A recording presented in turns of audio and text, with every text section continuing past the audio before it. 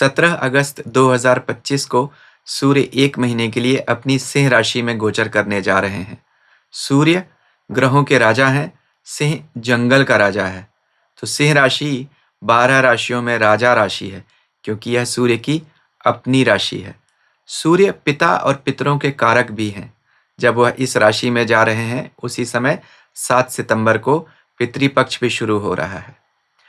सिंह राशि में पहले से ही केतु बैठे हुए हैं, जो सूर्य के परम शत्रु हैं। अब सूर्य जब वहां जाएंगे तो उनका केतु के साथ टकराव भी होगा। इन सब बातों का सभी 12 राशियों पर क्या प्रभाव पड़ेगा और हम किन अच्छे उपायों से इस राशि परिवर्तन को शुभ बनाएं, इस वीडियो में हम जानेंगे।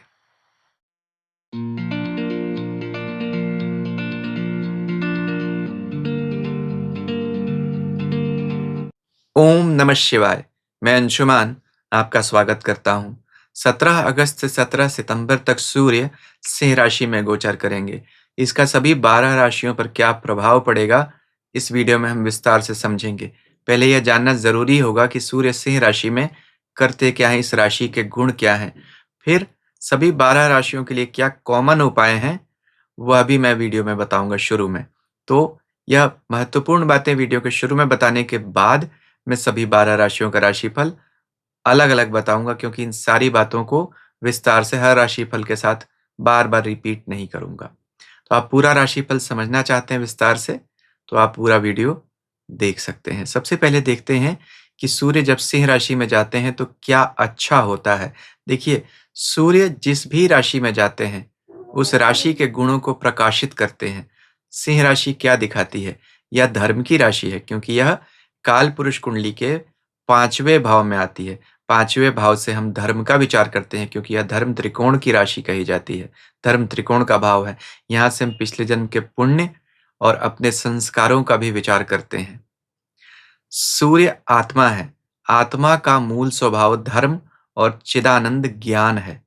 भगवान श्री कृष्ण गीता जी में ज्ञान कर्म संन्यास योग नामक चौथे अध्याय के पहले श्लोक में भी कहते हैं, इमं विवस्वते योगम प्रोक्तवान अहम अव्ययम विवस्वान मनवे प्राह मनुः इक्ष्वाकवे अब्रवीत। मैंने इस अविनाशी योग को सृष्टि के आदि काल में सूर्य से कहा। सूर्य ने अपने पुत्र मनु से कहा और मनु ने अपने पुत्र इक्ष्वाकु से कहा। तो इससे हमने यह क्या समझा?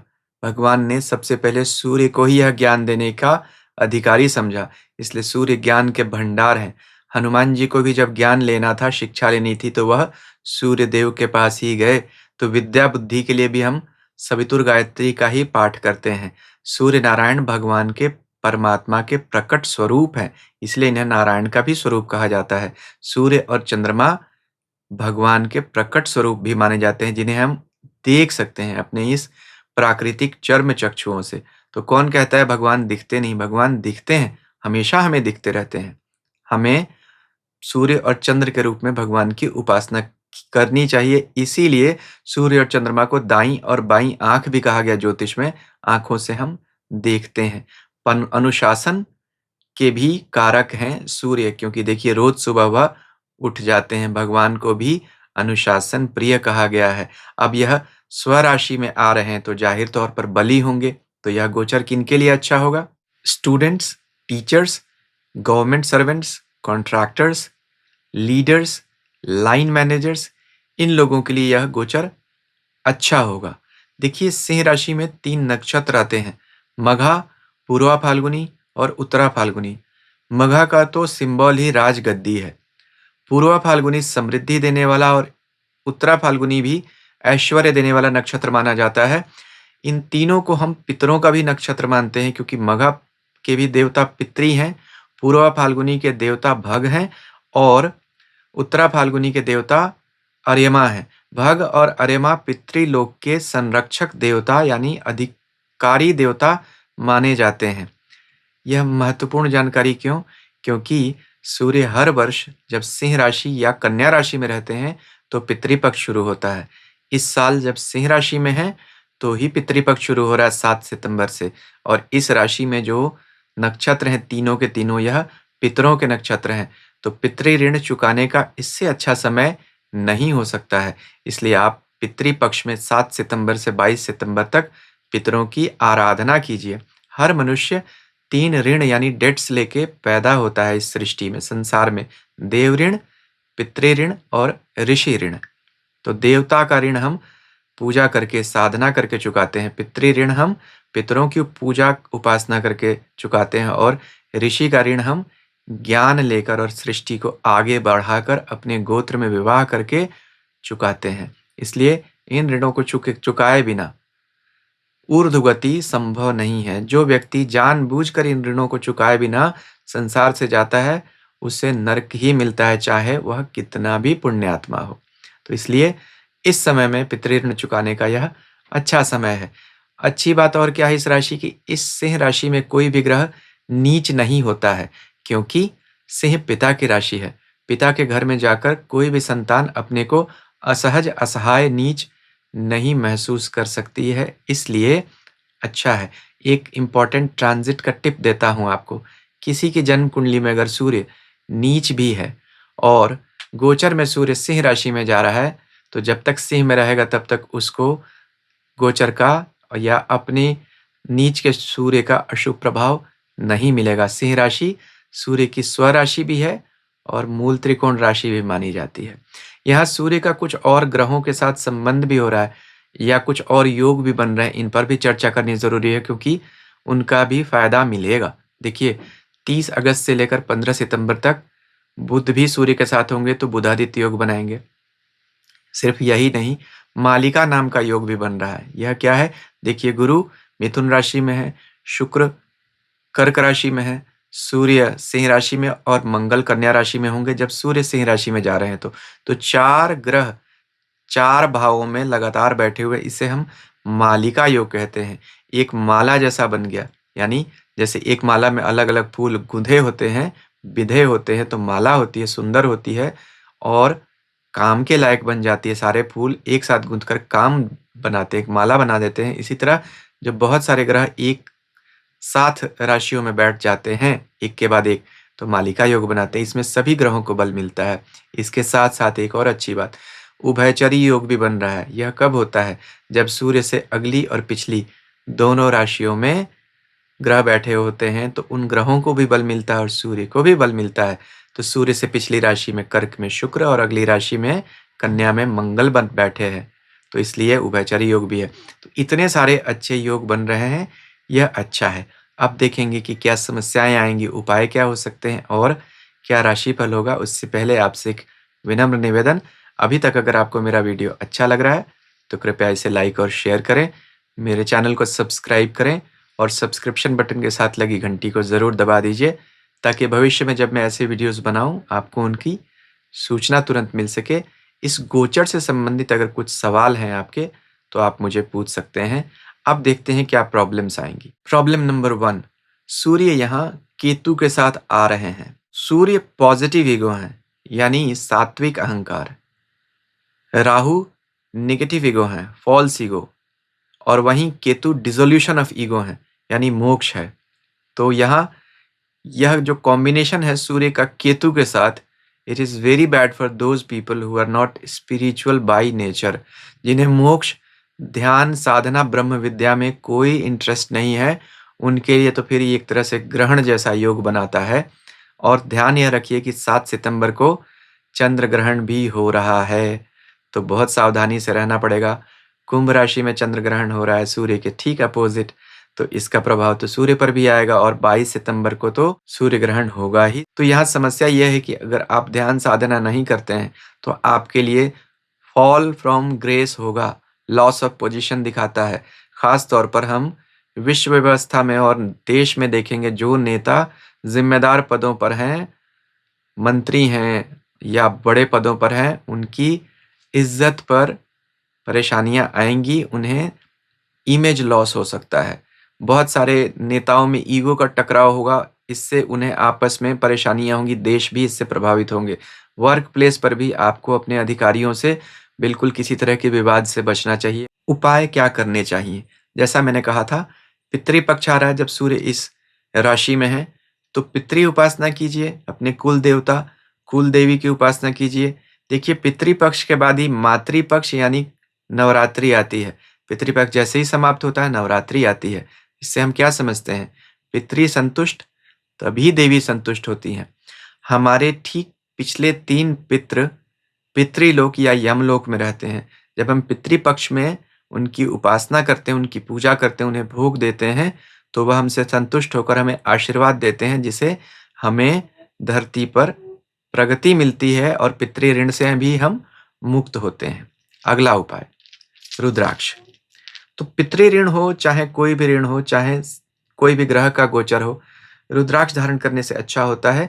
सूर्य और केतु के रुद्राक्ष आपको पहनने जरूरी हैं, इसलिए क्योंकि सूर्य और केतु का योग हो रहा है। अब सूर्य का रुद्राक्ष 12 मुखी रुद्राक्ष होता है, यह 12 मुखी रुद्राक्ष है। और केतु का रुद्राक्ष 9 मुखी रुद्राक्ष होता है, यह 9 मुखी रुद्राक्ष है। तो इन 2 रुद्राक्षों को आप पहनेंगे तो जो सूर्य केतु का परेशानियां हो रही हैं, उनसे आपको मुक्ति मिल जाएगी और सूर्य का गोचर भी आपको अच्छा मिलेगा। खास तौर पे सिंह राशि का तो मालिक ही सूर्य है, जिसका रुद्राक्ष ही 12 मुखी रुद्राक्ष है। रुद्राक्ष के फायदे अनंत हैं, पहनने के बाद ही समझ में आता है। शिव पुराण विद्येश्वर संहिता 25वां अध्याय भगवान शिव रुद्राक्ष के बारे में बताते हैं कि पार्वती सभी मनुष्यों को 1 मुखी से लेकर 14 मुखी तक की रुद्राक्ष की माला धारण करनी चाहिए। इससे हर तरह के उत्पात शांत होते हैं। संसार और मुक्ति दोनों देने में सक्षम है रुद्राक्ष, क्योंकि यह स्वयं मैं ही हूं धरती पर मनुष्यों के कल्याण के लिए। अभी आप मेरा रुद्राक्ष से संबंधित वीडियो अपनी स्क्रीन पर देख रहे होंगे। इस वीडियो के लिंक मैं इसी वीडियो की समाप्ति पर दे दूंगा। जब यह वीडियो समाप्त होगा, आप यह वीडियो चाहें तो देख सकते हैं। आपको रुद्राक्ष के बारे में विस्तार से जानकारी भी मिल जाएगी। अब हम सभी 12 राशियों का राशिफल शुरू करते हैं। मेष राशि से शुरुआत करते हैं। मेष राशि के लिए सूर्य 5वें घर के स्वामी है। 5वें घर से विद्या बुद्धि का विचार करते हैं, वहीं वह जा रहे हैं। सूर्य आपकी राशि के स्वामी मंगल के मित्र भी हैं और ऐसे में उनका अच्छा गोचर आप लोगों की स्टेटस में इंक्रीमेंट लेकर आ रहा है। संतान की तरफ से आपको बहुत शुभ सूचना मिल सकती है। खास तौर पर आप बहुत सारे लोग जो संतान प्राप्ति के लिए प्रयास कर रहे हैं, उनके लिए अच्छा है। यहाँ एक ही चिंता की बात हो सकती है कि सूर्य अभी केतु के साथ ज्वाइन करेंगे यहाँ पर जाकर। तो सूर्य केतु हमारे ज्ञान को इंटरनलाइज करने के लिए होता है, यानी यह कॉम्बिनेशन हमें ब्रह्म ज्ञान देता है। स्टूडेंट्स के लिए बहुत अच्छा है। अगर आप वेदांत की शिक्षा लेना चाहते हैं, बहुत अच्छा है। कोई कंपटीशन की तैयारी कर रहे हैं, सांसारिक शिक्षा भी ले रहे हैं, उनके लिए भी अच्छा ही है, क्योंकि सूर्य विद्या बुद्धि का मालिक है। 5वें घर में सूर्य का यह गोचर आपके लिए अच्छा है। वीडियो के शुरू में जो मैंने उपाय दिए हैं, उन्हें कर लीजिए। वृष राशि के लिए सूर्य आपके 4थे घर से गोचर करेंगे। 4थे घर से किसी भी पाप ग्रह का गोचर अच्छा नहीं माना जाता। हालांकि सूर्य को पाप ग्रह नहीं कह के क्रूर ग्रह कहा गया, लेकिन फिर भी यह अग्नि प्रधान ग्रह है। तो 4था घर नेचुरली चंद्रमा का घर माना जाता है, क्योंकि वहां कालपुरुष कुंडली में कर्क राशि आती है। तो चंद्रमा जल तत्व का ग्रह है, इसीलिए मंगल, केतु, सूर्य जैसे अग्नि तत्व के ग्रहों का 4थे घर से गोचर अच्छा नहीं माना जाता है। लेकिन एक एक्सेप्शन है कि यहाँ सूर्य अपनी राशि से जा रहे हैं।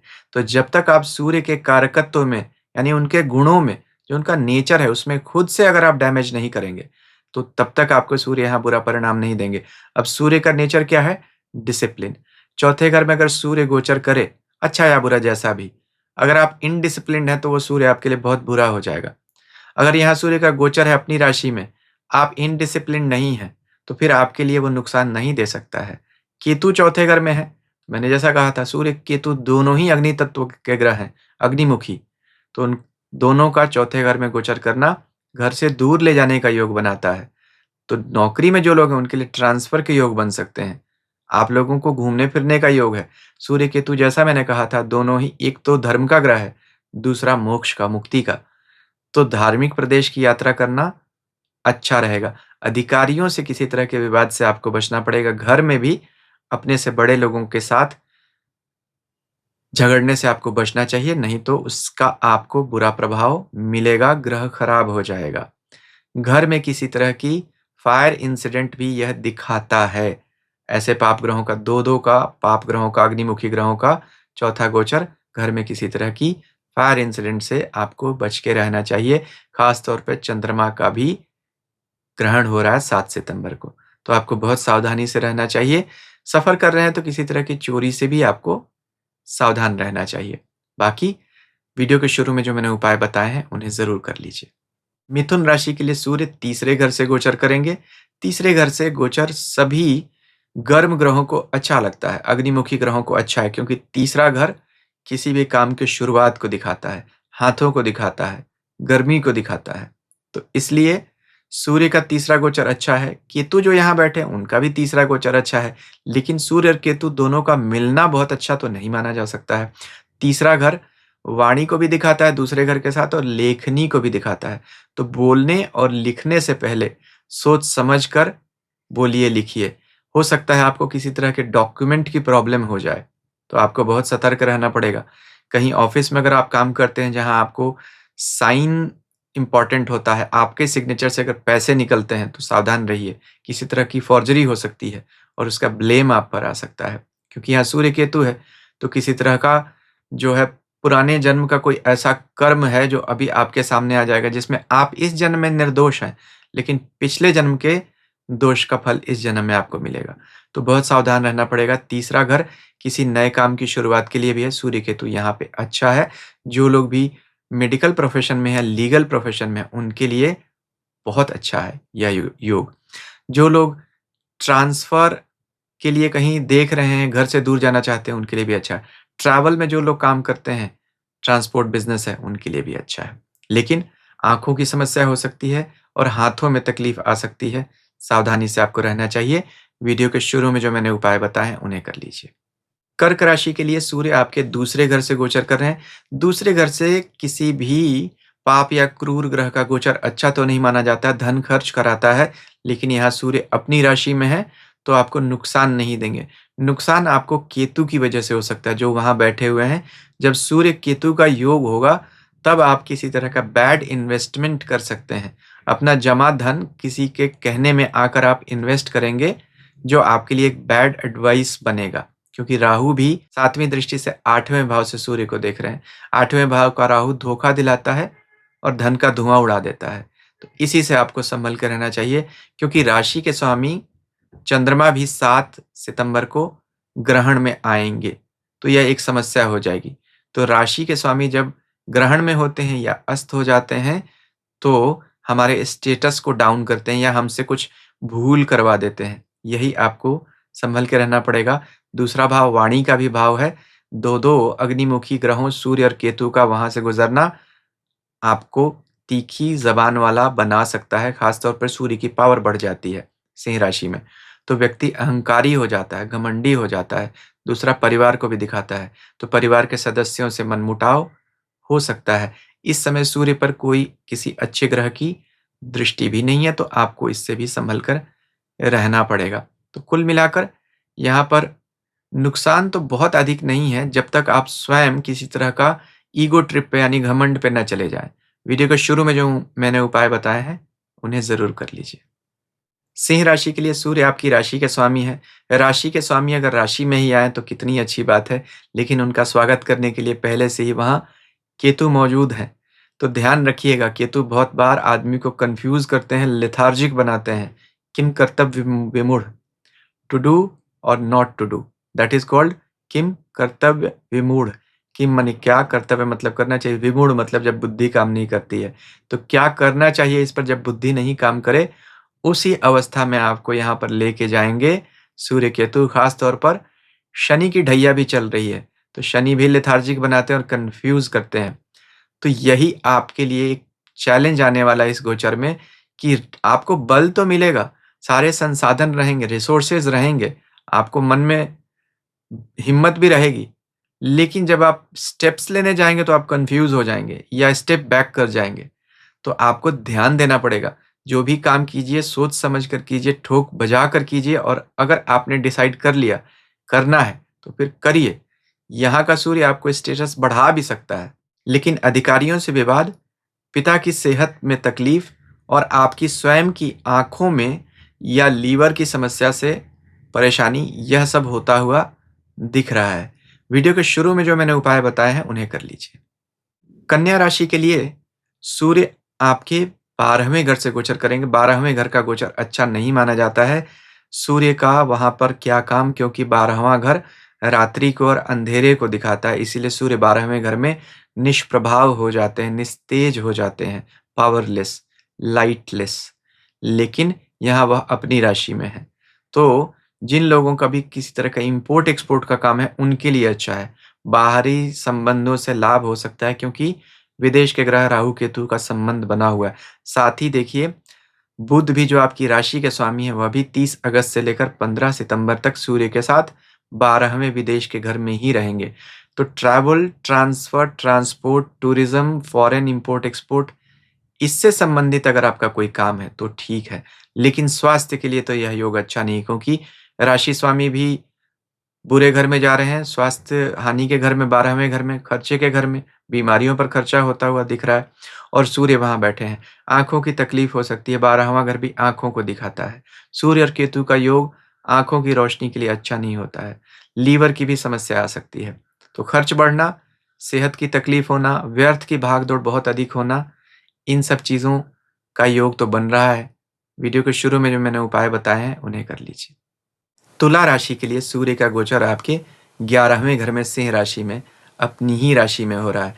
11वां इनकम का भी घर है और कॉन्टैक्ट्स का भी। सूर्य सरकार भी है और सूर्य अधिकारी भी है। 11वां भाव भी मित्रों को दिखाता है या कॉन्टैक्ट्स को दिखाता है, एक्विंटेंसेस को।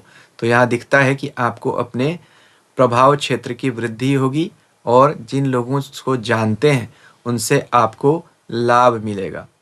यहाँ यह एक अच्छी बात हो रही है। इसके साथ ही अगर आप देखें तो आपके भाग्य का मालिक बुध भी सूर्य के साथ होगा 30 अगस्त से 15 सितंबर। तो यहाँ यह भी अच्छी बात है, भाग्य का सपोर्ट भी मिलेगा। भाग्य का स्वामी भी इनकम के घर में भी है। मालिका योग जो बन रहा है वह आपके भाग्य भाव से बन रहा है। 9, 10, 11, 12 इन 4 घरों में योग बना हुआ और सूर्य का जो उभयचर योग है वह भी आपके 10वें और 12वें भाव को प्रभावित कर रहा है। 11वें में तो सूर्य स्वयं है। तो इतने अच्छे राजयोग जो हो रहे हैं उनका प्रभाव निश्चित तौर पर आपको मिलेगा। सिर्फ केतु जो 11वें घर में है यहाँ पर, यह आपको कुछ डोलड्रम्स में डाल सकता है, कंफ्यूजन में डाल सकता है। बहुत बार ऐसे समय में आदमी ठिठक जाता है, तो यह समझ नहीं पाता है कि क्या करूं। बहुत बार प्रॉब्लम ऑफ प्लेंटी हो जाती है, यानी इतने सारे ऑप्शंस एक साथ आ जाते हैं, आपको चूज करने में परेशानी होती है, कंफ्यूजन होता है। किसी तरह के सबोटाज से भी आपको शिकार बनना पड़ सकता है। षड्यंत्र से बचिए।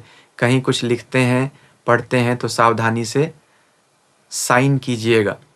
लेकिन कुल मिलाकर ओवरऑल तुला राशि के लिए यह गोचर अच्छा है। वीडियो के शुरू में जो मैंने उपाय बताए हैं उन्हें कर लीजिए। वृश्चिक राशि के लिए सूर्य आपके कर्म स्थान के स्वामी हैं, वहीं से उनका गोचर भी हो रहा है। सूर्य को 10वें घर में बल मिलता है। सूर्य मंगल 10वें घर में बहुत बली माने जाते हैं। इसलिए सूर्य जो कर्म का देवता है, सूर्य जो प्रकाश रोशनी देता है, जो विजिबिलिटी देता है, स्टेटस का प्लैनेट है, आत्मा का ग्रह है, सेल्फ का, ईगो का, वह 10वें घर में जा रहा है। तो आपको इन सब चीज़ों में बढ़ोतरी देखने को मिलेगी। सूर्य 10वें घर में होता है, प्रमोशंस के लिए बहुत अच्छा होता है। कोई नया रिस्पॉन्सिबिलिटी, वर्क प्रोफाइल में इंक्रीमेंट, यह सब चीज़ें दिखती हैं। अधिकारियों से अच्छे संबंध भी होते हैं। यहाँ पे सिर्फ एक ही चैलेंज आएगा, केतु है आपके 10वें घर में। बहुत बार आप स्वयं से कुछ गलत डिसीजंस लेंगे, मिस स्टेप्स लेंगे, मिस कैलकुलेट करेंगे, इससे आपको प्रॉब्लम्स हो सकती हैं। तो सेंसरशिप मिल सकती है आपको अपने अधिकारियों से। अगर आपने सोच समझकर कोई निर्णय लेने से पहले 2-4 बार सोचा फिर एग्जीक्यूट किया तो अच्छा है। जब भी आप इम्पल्स के साथ निर्णय लेंगे, झटके में, हड़बड़ी में, तो वह सारे निर्णय आपके उल्टे होंगे, तो उन्हीं से आपको नुकसान होगा। यहाँ बस आपको इस बात का ध्यान रखना पड़ेगा। नए काम के सिलसिले में कहीं नई जगह पे जाना पड़ सकता है। ट्रैवल बहुत सारा दिखता है, क्योंकि राहु भी चौथे घर में है और ट्रांसफर के भी योग यहाँ बनते हैं। जॉब चेंज बहुत सारे लोगों का हो सकता है यहाँ पर। तो फिर भी आपको, चूंकि केतु है, तो जैसा मैंने कहा था, सिर्फ इम्पल्सिवनेस से अपने आप को बचाइए और ईगो से। तो यह गोचर आपके लिए अच्छा रहेगा। वीडियो के शुरू में जो मैंने उपाय बताए हैं उन्हें कर लीजिए। धनु राशि के लिए सूर्य आपके भाग्य के मालिक हैं, वहीं जा रहे हैं, अच्छा है। सूर्य का वैसे नवा गोचर बहुत अच्छा नहीं माना जाता है, लेकिन फिर भी यहाँ पर चूँकि वह अपनी राशि में है, इसलिए आपको अपने अधिकारियों से, पिता से और अपने धर्म से लाभ ज़रूर होगा। केतु जो धर्म और मोक्ष का ग्रह है, वह भी 9वें घर में है। सूर्य भी धर्म का ग्रह है। तो यहाँ सूर्य और केतु का योग धर्म के लिए, धार्मिक प्रदेशों की यात्रा के लिए, धर्म में वृद्धि के लिए बहुत अच्छा माना जाता है। यही एक्चुअली आपकी की है। तो अगर आपने धर्म से अपने आप को जुड़ा रखा, गुरु स्थान की यात्रा करते रहे, तो यहाँ जो सूर्य और केतु का जो नेगेटिव है योग, वह आपको नहीं मिलेगा। नेगेटिव क्या हो सकता है? अधिकारियों से विवाद हो सकता है, पिता से तकलीफ या पिता को तकलीफ हो सकती है, सेहत की समस्या भी कुछ हो सकती है। लेकिन अगर आपने जो मैंने बात कही उसका ध्यान रखा, तो फिर आपको तकलीफ नहीं होगी। सूर्य केतु बहुत बार आदमी को इम्पल्सिव डिसीजंस दिलाते हैं झटके में। वहीं शनि की ढैया आप लोगों की चल रही है, तो शनि बहुत बार नेगेटिव रिजल्ट्स देते हैं। तो इससे आपको संभल कर रहना पड़ेगा। वीडियो के शुरू में जो मैंने उपाय बताए हैं उन्हें कर लीजिए। मकर राशि के लिए सूर्य आपके 8वें घर से गोचर करेंगे। सूर्य का 8वां गोचर अच्छा नहीं होता है, सिर्फ डॉक्टर्स और लॉयर्स के लिए अच्छा होता है, वह भी अगर सूर्य मजबूत हो तभी। तो सूर्य यहाँ अपनी राशि में गोचर करेंगे तो अच्छा है, लेकिन बाकी किसी के लिए अच्छा नहीं है। सूर्य केतु के साथ होंगे तो विवाद कराते हैं, लिटिगेशन देते हैं, बीमारियां देते हैं। यहाँ सूर्य केतु के साथ हैं तो आपको आंखों की और लीवर की तकलीफ आ सकती है। जिन लोगों को यह तकलीफ है उन्हें बहुत अधिक सतर्क रहना पड़ेगा। यहाँ पर अगर आप ध्यान देंगे तो आप लोगों की शनि की 7.5 भी चल रही है और शनि का भी गोचर आपके 3रे घर से हो रहा है। शनि और सूर्य का संबंध भी षडाष्टक है, जो कि अच्छा नहीं माना जाता है। तो सूर्य यहाँ तकलीफ दे रहे हैं। ससुराल का घर भी माना जाता है 8वां घर, वहाँ सूर्य और केतु का योग हो रहा है, तो यह अच्छा नहीं है। वहाँ से भी कुछ समस्या हो सकती है, कुछ बुरी सूचना भी मिल सकती है, खर्च करना पड़ सकता है अपनी इच्छा के विपरीत। तो कुछ नए एक्सपेंसेस आएँगे जो कि अच्छे नहीं होंगे और आपकी इच्छा के विरुद्ध भी होंगे। तो यहाँ सिर्फ साधना के लिए अच्छा है, क्योंकि 8वां घर साधना का है। सूर्य केतु धर्म और मुक्ति के ग्रह हैं, तो अच्छा है। लेकिन अगर साधना से कोई आपका नाता नहीं है, तो फिर ये आपके लिए एक बुरा समय कहा जाएगा या गोचर अच्छा नहीं है। वीडियो के शुरुआत में जो मैंने उपाय बताए हैं, उन्हें ज़रूर कर लीजिए। कुंभ राशि के लिए सूर्य आपके 7वें घर से गोचर करेंगे। 7वें घर में सूर्य का गोचर बहुत अच्छा नहीं माना जाता है, क्योंकि 7वें घर में कालपुरुष कुंडली में सूर्य अपनी नीच राशि में माने जाते हैं, तुला में। तो साधारण रूप से सूर्य यहाँ पावरलेस हो जाते हैं। तो यहाँ सूर्य केतु के साथ भी होंगे, यह अच्छा नहीं। देखिए सूर्य उच्च कहाँ होते हैं? पहले घर में, क्योंकि पहले घर में कालपुरुष कुंडली में मेष राशि आती है, वहाँ उनको दिग्बल मिलता है, नेचुरली पावरफुल है। वहाँ से जस्ट 180 डिग्री दूर फॉल साइन आएगा उनका। इसीलिए 7वें घर का सूर्य बहुत अच्छा नहीं माना जाता। तभी 7वें घर का सूर्य हमेशा समस्या देता कहाँ पे? 7वां घर विवाह का है। तो अक्सर हम देखते हैं, लगभग सारे केसेस में सूर्य 7वें घर में गोचर करता है तो विवाह की तकलीफ देता है, या कुंडली में 7वें घर में होता है तो तलाक तक बहुत बार कराते हुए देखा जाता है। सेपरेशन तो होता ही होता है, झगड़े ज़रूर होते हैं। तो 7वें घर से सूर्य का गोचर हो रहा है, तो अपने जीवन साथी के साथ संबंधों को ठीक से निभाइए। यहाँ केतु भी होगा, ईगो ट्रिप देगा। सूर्य, मैंने जैसा कहा था, सूर्य भी ईगो है एंड केतु भी बहुत बार ईगो देता है। अगर आप डिसोल्यूशन ऑफ ईगो नहीं जानते, विधि क्या है, यानी मोक्ष की, मुक्ति की, साधना की, तो फिर केतु बहुत ही खराब प्लैनेट है। आपको बहुत गुस्सा भी देता है और ईगो बहुत हाई देता है केतु। तो 2 ऐसे ईगो के प्लैनेट्स का आपस में जुड़ना आपके लिए अच्छा नहीं है। ईगो अगर आप दिखाएँगे अपने मैरिड लाइफ में, तो निश्चित तौर पर वहाँ बड़ी समस्या आपको आने वाली है। लॉस ऑफ रेपुटेशन दिखता है। तो कुंभ राशि वाले लोगों को सावधान रहना चाहिए। स्टेटस में फॉल का योग दिखता है। वीडियो के शुरू में जो मैंने उपाय बताए हैं उन्हें कर लीजिए। मीन राशि में सूर्य का गोचर 6ठे भाव से हो रहा है, तो 6ठे भाव में सूर्य को गोचर करना पसंद है। 6ठा भाव में केतु भी गोचर कर रहे हैं, तो सूर्य और केतु दोनों मिलकर यहाँ अच्छा गोचर दिखाएंगे आप लोगों को। तो 12 राशियों में सिर्फ एक मीन राशि ही ऐसी है जिसको सूर्य और केतु का गोचर मिलना एक साथ अच्छा है, क्योंकि सूर्य को भी 6ठा पसंद है, वह रोग शत्रु ऋण का नाश करते हैं। केतु भी यही काम करते हैं। हाँ, जॉब प्लेस पर आपको थोड़ी सबोटाज या षड्यंत्र की समस्या हो सकती है, सावधान रहिएगा। लेकिन नई नौकरी के लिए बहुत अच्छा योग बनता है, क्योंकि जिन लोगों की शनि की दूसरी 7.5 चल रही है जीवन की, उनके लिए जॉब स्विच करने का यह योग बन रहा है।